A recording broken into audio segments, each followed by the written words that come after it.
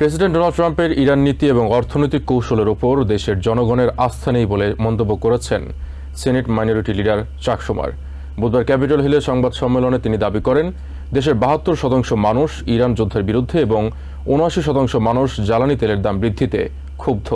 আলাদা সংবাদ সম্মেলনে সেনেট মেজরিটি লিডার জন থুন জানান, রিপাবলিকানরা ট্রাম্প প্রশাসনের নীতিতে অবিচল রয়েছে, তবে সেভ আমেরিকা অ্যাক্ট পাশের জন্য পর্যাপ্ত ভোট নেই বলে স্বীকার করেন তিনি।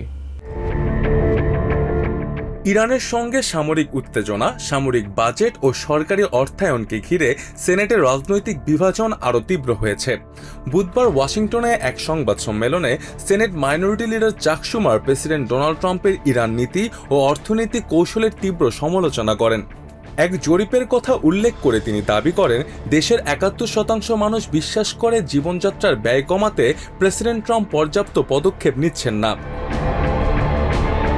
ইরান যুদ্ধ বন্ধে সেনেটে আবার ওয়ার পাওয়ার্স রেজলিউশন অ্যাক্ট উত্থাপন করার ঘোষণা দেন শুমার।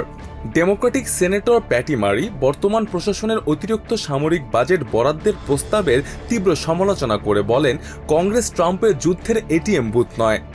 আলাদা সংবাদ সম্মেলনে সেনেট মেজরিটি লিডার জন থুন ডেমোক্র্যাটদের সমালোচনা প্রত্যাখ্যান করে বলেন, ইরানের পারমাণবিক কর্মসূচি রোধে ট্রাম্প প্রশাসনের পদক্ষেপগুলো সফল হয়েছে। তিনি জানান, হরমুজ প্রণালীতে বাণিজ্যিক জাহাজ চলাচল স্বাভাবিক করতে মধ্যপ্রাচ্যের মিত্রদের সঙ্গে আলোচনা চালিয়ে যাচ্ছে প্রশাসন। তিনি আরও জানান, প্রয়াত সেনেটর লিন্ডসে গ্রাহামের প্রতি শ্রদ্ধা জানিয়ে প্রণীত Russia and Iran act of 2026 বিলটির পক্ষে ব্যাপক সমর্থন পাওয়া গেছে।